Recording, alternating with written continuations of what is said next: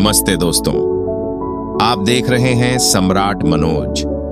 अगर आपके मन में बार बार गंदे, अश्लील या अनवांटेड सेक्सुअल थॉट्स आ जाते हैं और फिर आप गिल्ट, एंजाइटी और स्ट्रेस में फंस जाते हैं, तो आज का ये वीडियो आपके लिए है। सबसे पहले एक बात क्लियर कर दूं, थॉट्स आना आपकी गलती नहीं है और थॉट्स का आना ये साबित नहीं करता कि आप बुरे इंसान हैं। असली बात यह है कि हम उन थॉट्स को रोकने की कोशिश में उन्हें और पावर दे देते हैं। आज मैं आपको गौतम बुद्ध की एक छोटी सी बुद्धिस्ट स्टोरी के जरिए बताऊंगा कि माइंड को काम कैसे किया जाता है, ध्यान को सही डायरेक्शन कैसे दी जाती है और कैसे आप धीरे धीरे इस ओवरथिंकिंग और अर्ज वाले लूप से बाहर आ सकते हैं। गांव के पास एक छोटा सा शहर था जहां राघव नाम का 23 साल का लड़का रहता था। बाहर से उसकी जिंदगी बिल्कुल नॉर्मल दिखती थी। सुबह जल्दी उठना, थोड़ा वर्कआउट, फिर कॉम्पिटिटिव एग्जाम की तैयारी, शाम को ट्यूशन और रात में रिवीजन।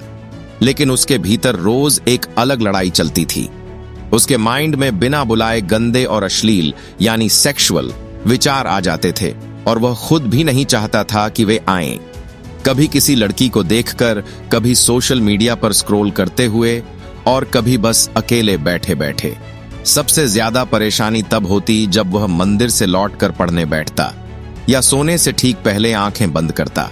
राघव का दर्द सिर्फ विचार नहीं थे, दर्द यह था कि वह खुद को ही गंदा मानने लगा था। वह अपने आप से कहता, इतना वीक क्यों हूं, मेरे साथ ही ऐसा क्यों होता, मैं कंट्रोल क्यों नहीं कर पाता। जितना वह उन विचारों को धक्का देता, उतने ही वे वापस तेज होकर लौट आते। जैसे पानी के भीतर गिरे पत्ते को जितना दबाओ, वह उतनी ही जिद से ऊपर आ जाता है। कई बार किताब सामने खुली होती पर उसका फोकस टूट जाता और पन्ने देखने के बावजूद उसका दिमाग कहीं और घूम रहा होता। कभी कभी गिल्ट इतना बढ़ जाता कि वह अपनी माँ की आंखों में देखने से भी घबरा जाता, जैसे माँ को सब पता हो। उसे यह भी डर था कि लोग जान गए तो उसे कैरेक्टरलेस समझेंगे और वह समाज के सामने सिर उठाकर नहीं चल पाएगा। एक दिन मॉक टेस्ट में उसका स्कोर बहुत गिर गया। शिक्षक ने डांटा नहीं, बस इतना कहा, राघव तुम स्मार्ट हो लेकिन तुम्हारा फोकस बिखर रहा है। यह लाइन उसके भीतर कहीं चुभ गई। घर आकर उसने फोन बिस्तर पर रख दिया और खिड़की के पास खड़ा हो गया। भीतर दो आवाजें चल रही थीं। एक कह रही थी, बस अब सब छोड़ दे। दूसरी कह रही थी, कुछ बदल वरना जीवन भर इसी में फंसा रहेगा। उसी शाम उसने तय किया कि वह अकेले इस प्रॉब्लम को नहीं घसीटेगा। वह किसी ऐसे इंसान से मिलेगा जो माइंड की भाषा समझता हो, जो जज न करे और जो सिर्फ लेक्चर न देकर एक क्लियर रास्ता बताए। राघव के शहर से थोड़ी दूर एक पुराना बुद्धिस्ट विहार था। लोग कहते थे वहां एक बुजुर्ग भिक्षु रहते हैं जिनके पास लोग पूजा के साथ साथ अपने मन की उलझन भी लेकर आते हैं।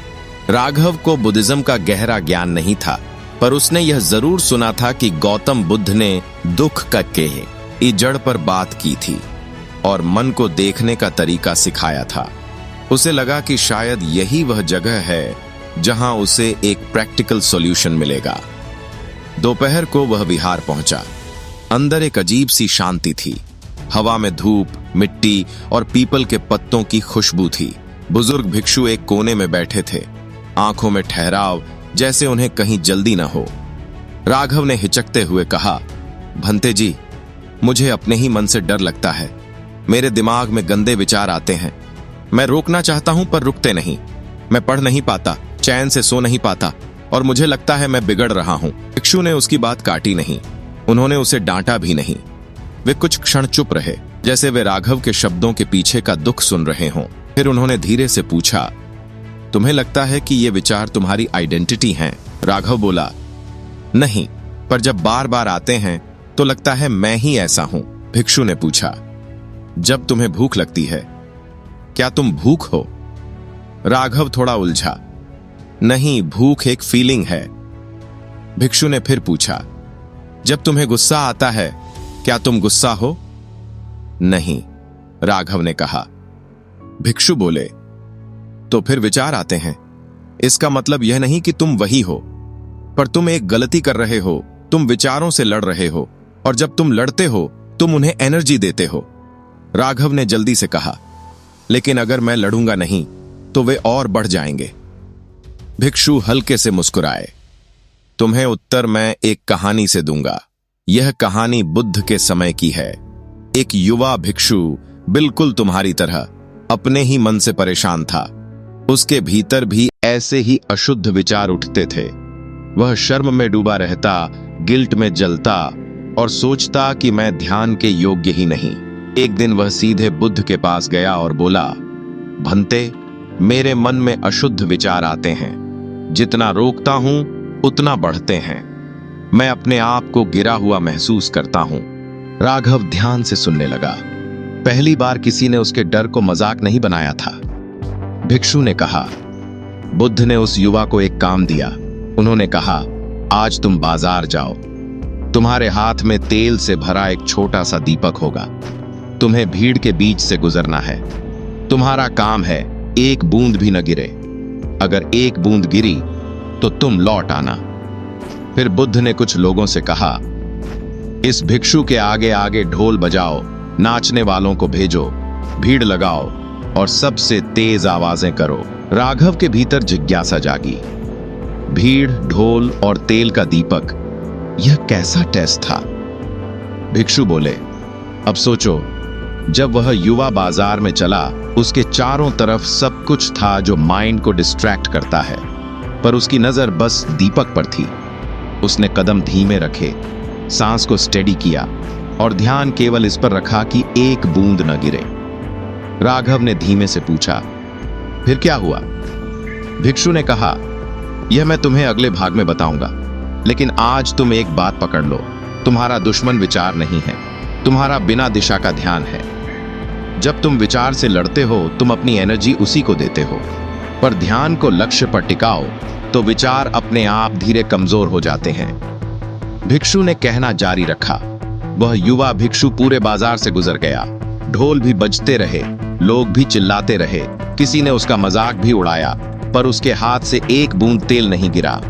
जब वह वापस बुद्ध के पास आया, बुद्ध ने मुस्कुराकर पूछा, बताओ बाजार में क्या क्या देखा? उस भिक्षु ने कहा, भंते, मैंने कुछ नहीं देखा, मेरा ध्यान बस दीपक पर था।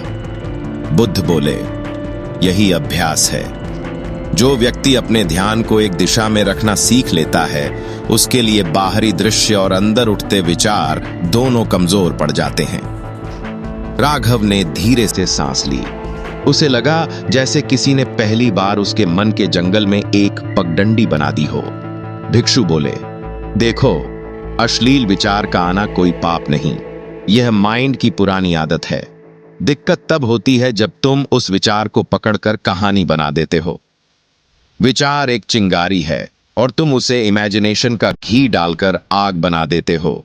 फिर गिल्ट आता है, फिर डर आता है और उसी डर से फिर वही विचार लौटता है। यह एक लूप है और इस लूप को तोड़ने के लिए लड़ाई नहीं, अवेयरनेस चाहिए। भिक्षु ने राघव से पूछा, जब कोई गंदा विचार आता है, तुम सबसे पहले क्या करते हो? राघव बोला, मैं उसे रोकता हूं, खुद को कोसता हूं। भिक्षु बोले, यही तो जाल है। बुद्ध ने कहा था, मन आकाश की तरह है और विचार बादल की तरह। बादल को थप्पड़ मारकर हटाओगे तो हाथ दुखेगा, बादल नहीं जाएगा। तुम्हें बस यह देखना है कि बादल आया और फिर गुजर गया। अगली बार जब विचार आए, 3 शब्द याद रखना, रिकॉग्नाइज, लेबल, रिलीज। पहचानो कि यह थॉट है, फिर मन में कहो यह सिर्फ विचार है, और फिर उसे छोड़कर अपने सांस या काम पर लौट आओ। राघव ने कहा, पर भंते, अगर मैं बस देखता रहूं तो क्या मैं गलत दिशा में नहीं चला जाऊंगा? भिक्षु बोले, देखना और डूबना अलग बात है। जब तुम थॉट को नाम देते हो, तुम उससे दूरी बनाते हो। शर्म इसलिए होती है क्योंकि तुम सोचते हो कि यह मेरा है। पर ध्यान रखो, माइंड एक मशीन है। वह पुरानी मेमोरी, हॉर्मोन्स और बाहरी ट्रिगर्स से डेटा उठा लेता है। तुम्हारा काम उस डेटा को फॉलो करना नहीं, उसे ऑब्जर्व करना है। जैसे सड़क पर कोई गाड़ी गुजरे, तुम उसके पीछे दौड़ते नहीं, बस देखते हो। दूर से देखकर ही तुम अपनी स्टीयरिंग वापस हाथ में लेते हो।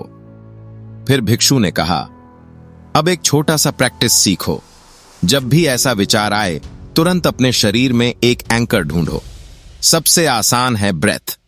नाक के पास हवा का आना जाना महसूस करो और मन में गिनो 1, 2, 3, 4। फिर उसी पल अपने आप से पूछो, इस समय मेरा अगला सही काम क्या है? अगर तुम पढ़ रहे हो तो अगला सही काम बस 1 लाइन पढ़ना है। अगर तुम चल रहे हो तो अगला सही काम बस 2 कदम चलना है। इच्छा की लहर समुद्र की तरह उठती है और गिरती है।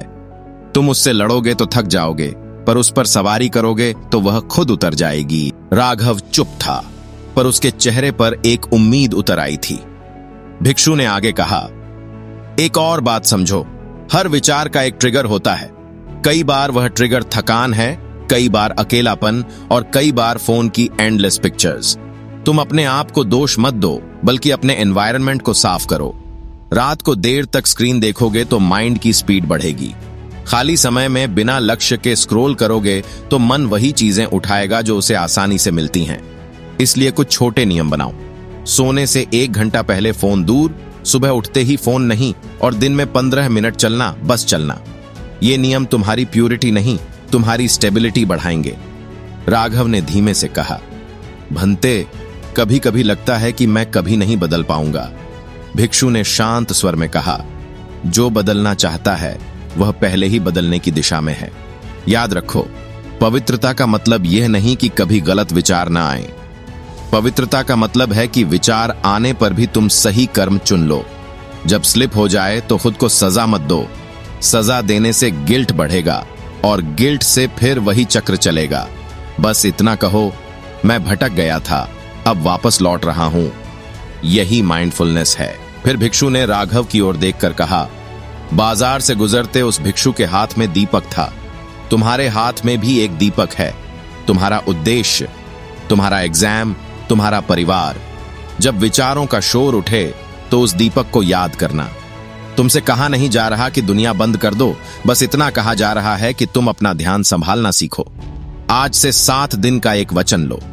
हर दिन सुबह 5 मिनट बैठकर सांस देखोगे। दिन में जब भी थॉट आए, तुम्हें 3 काम करने हैं। पहचानो, नाम दो और लौट आओ। रात को सोने से पहले एक लाइन लिखो, आज मैं कब अपने दीपक से हट गया और कब वापस आया। यह जर्नल तुम्हें तुम्हारा पैटर्न दिखाएगा। अगले भाग में मैं तुम्हें बताऊंगा कि जब विचार बहुत तेज हों, तब तुरंत कौन सा तरीका काम करता है और कैसे तुम अपने माइंड को धीरे धीरे शांत बना सकते हो। भिक्षु ने अंत में एक और छोटी बात कही। बुद्ध एक उदाहरण देते थे।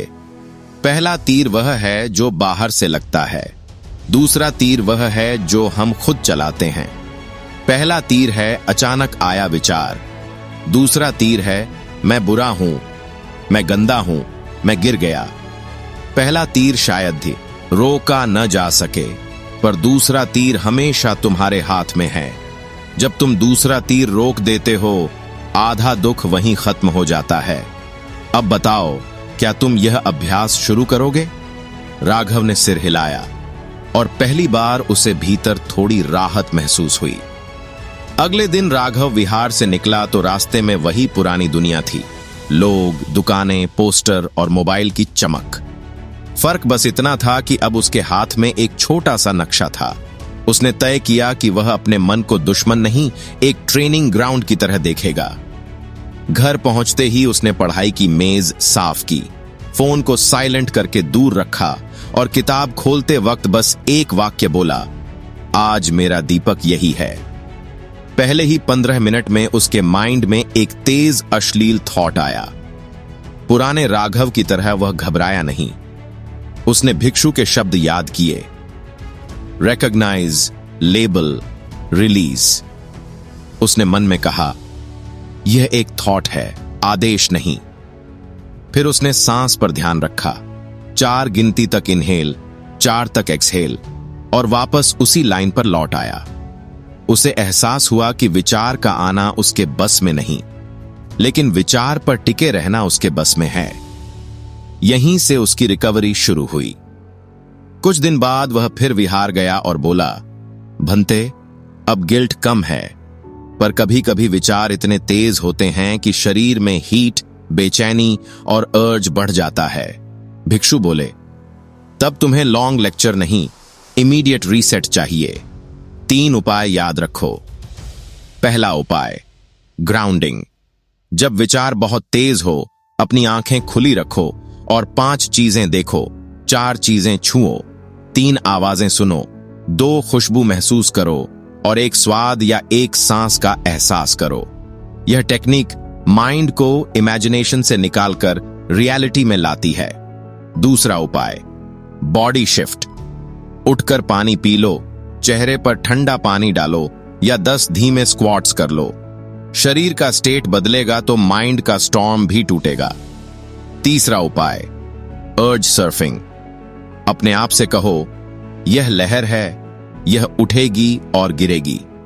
टाइम देखो और बस 5 मिनट तक उस अर्ज को बिना फॉलो किए देखो। ज्यादातर अर्जेस 5 से 15 मिनट में कमजोर हो जाते हैं, बशर्ते तुम उन्हें फ्यूल न दो। राघव ने पूछा, फ्यूल क्या है? भिक्षु बोले, 3 चीजें। 1, छुपाकर बैठना और फैंटेसी बनाना। 2, खुद को गाली देना। 3, बार बार चेक करना कि विचार गया या नहीं। जब तुम चेक करते हो, तुम वापस उसी दरवाजे पर पहुंच जाते हो। फिर भिक्षु ने कहा, अगर तुम्हें सच में माइंड काम चाहिए तो लाइफस्टाइल को भी सपोर्ट बनाना होगा।